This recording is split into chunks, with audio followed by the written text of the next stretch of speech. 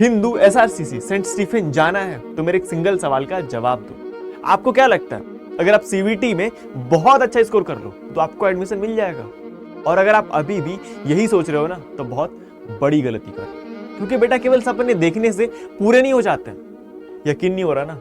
मैं आपको एक रियलिटी चेक देता हूं। सीवीटी 2026 में करीब 15 लाख बच्चों ने एप्लीकेशन फॉर्म डाला था, जिसमें से करीब 11.7 लाख बच्चे ऐसे थे जो एग्जाम देने भी गए थे, लेकिन 3417 बच्चे ऐसे थे जिनके किसी एक सब्जेक्ट में 100% आई थी। तो आपको क्या लग रहा है, बाकी सारे बच्चों ने पढ़ाई नहीं करी थी? बाकी सारे बच्चों ने मेहनत नहीं करा था?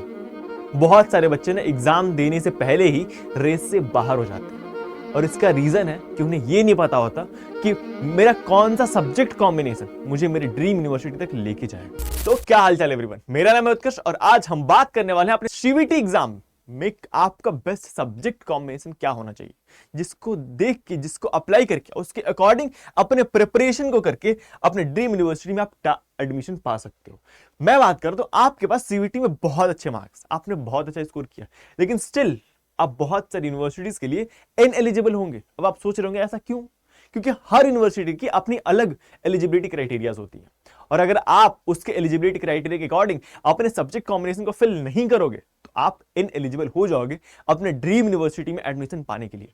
और आज के हम इस वीडियो में देखेंगे कि आपका बेस्ट सब्जेक्ट कॉम्बिनेशन क्या होना चाहिए। उसके साथ साथ हम देखेंगे कि कोर्स वाइज अगर आप किस कोर्स से हो और किस स्ट्रीम से हो, whether you are from science, humanities और कॉमर्स, आपका बेस्ट सब्जेक्ट वाइज कोर्स क्या होना चाहिए। उसके साथ साथ डीयू, जो कि बहुत सारे लोगों की ड्रीम यूनिवर्सिटी होती है, उसकी स्ट्रेटेजी क्या होगी। साथ देखेंगे वो कॉमन मिस्टेक्स जो बहुत सारे बच्चे अवॉइड करते हैं, और उन कॉमन मिस्टेक्स को अवॉइड करके बहुत सारे बच्चे इन कॉमन मिस्टेक्स को अवॉइड करेंगे, और इन कॉमन मिस्टेक्स को अवॉइड करके आप अपने ड्रीम यूनिवर्सिटी में एडमिशन पा पाओगे।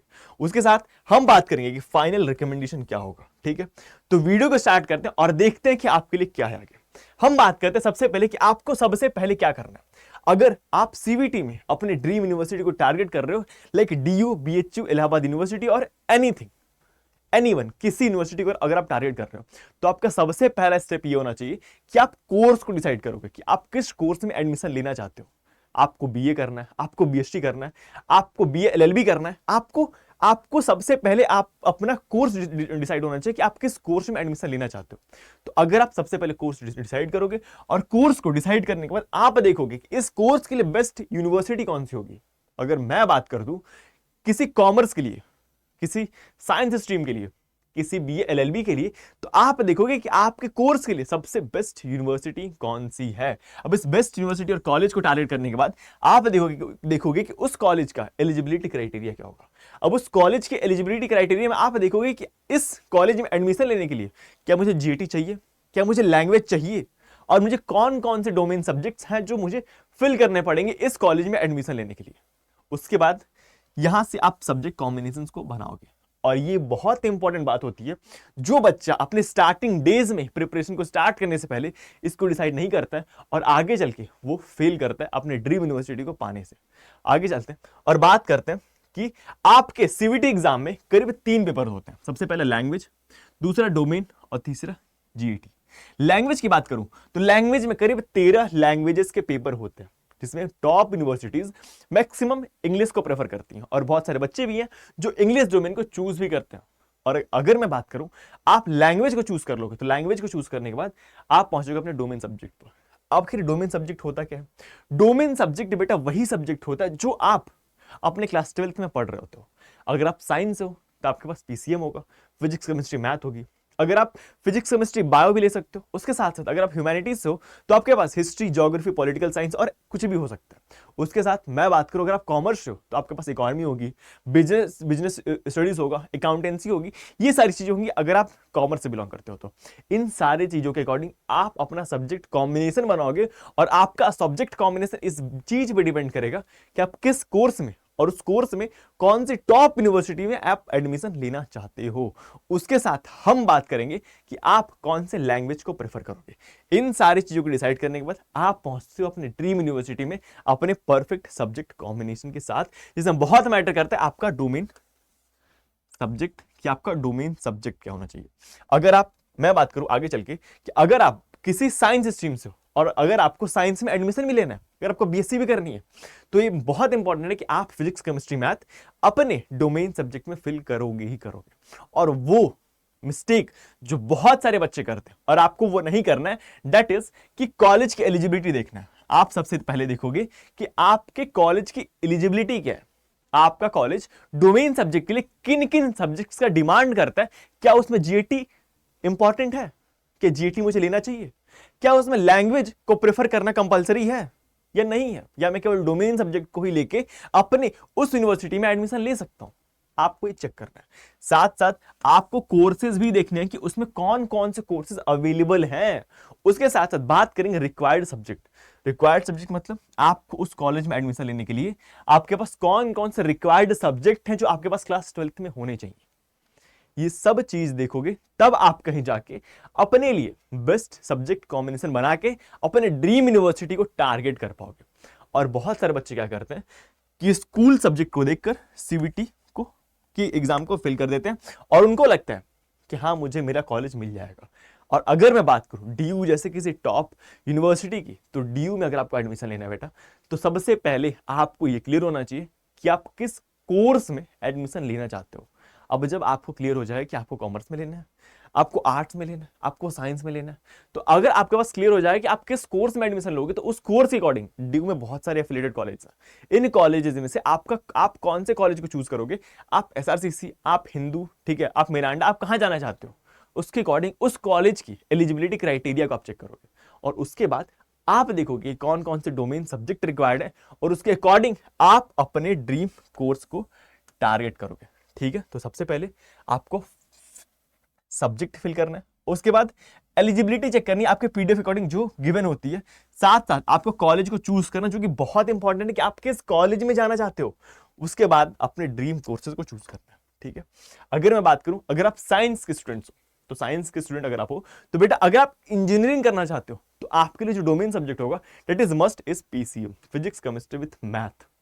बहुत सारे कॉलेजेस होंगे, यूनिवर्सिटीज होंगी जहां आपको इंजीनियरिंग करने के लिए जीईटी भी रिक्वायर्ड होगा, लैंग्वेजेस भी रिक्वायर्ड होंगे, लेकिन ये चीज डिपेंड करेगी कि आप कौन से कॉलेज में एडमिशन लेना चाहते हो।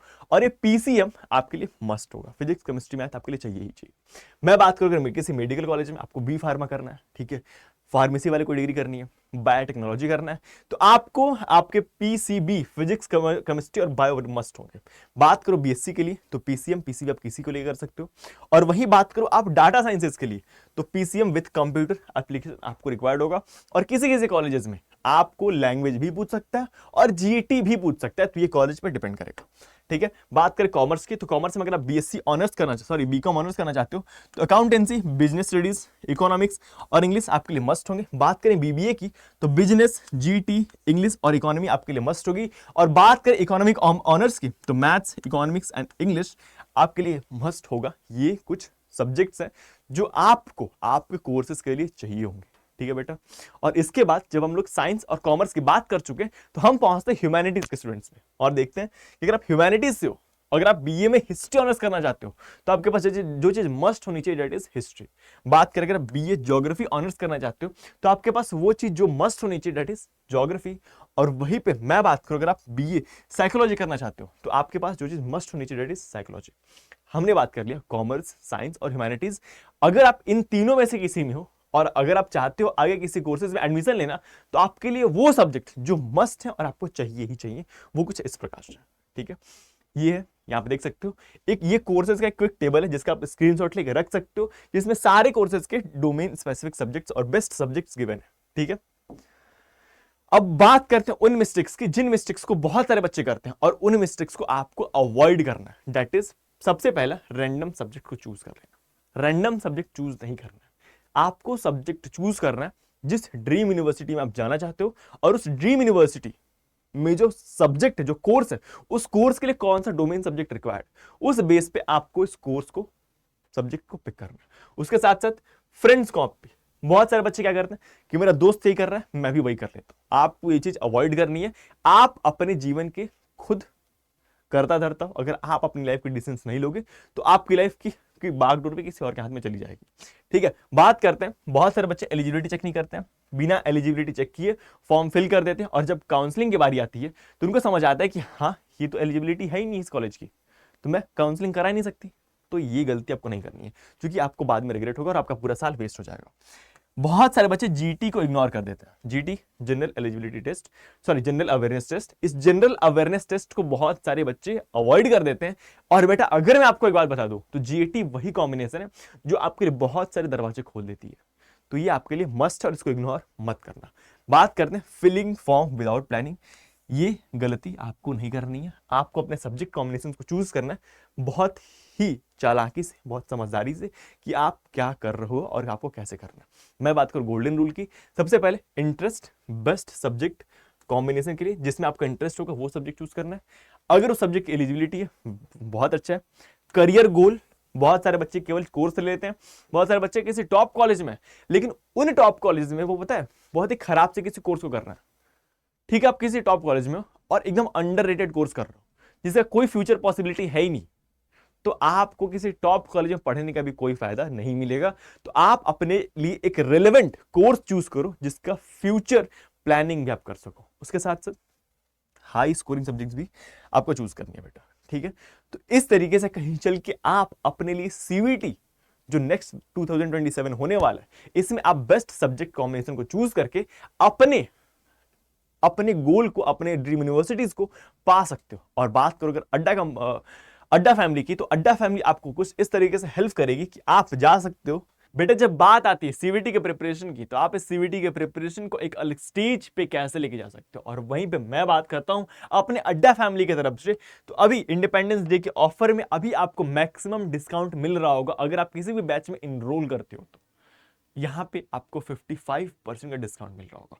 और वहीं पे मैं बात करता हूं कभी भी किसी एग्जाम को क्रैक करने के लिए, तो आपको पता होना चाहिए कि आपके लिए प्रोमिनेंट सिलेबस क्या है। आपको ये पता होना चाहिए कि आपके लिए पीवाईक्यूज कहां से आएंगे, आप कैसे सैंपल पेपर्स को देखोगे, उसके साथ साथ आप एमसीक्यूज को कैसे प्रैक्टिस करोगे। और वहीं पे जब सीवीटी एग्जाम जैसे एग्जाम्स की बात होती है, तो ये सारी चीजें आपको महापैक में मिल रही होंगी। और उसके साथ इस महापैक की वैलिडिटी आपको 2x होगी, hand written notes and 2x की वैलिडिटी। ये वैलिडिटी 2 गुने समय के लिए होगी। उसके साथ साथ free foundation batches with live batches, foundation batches मिल जाएंगे।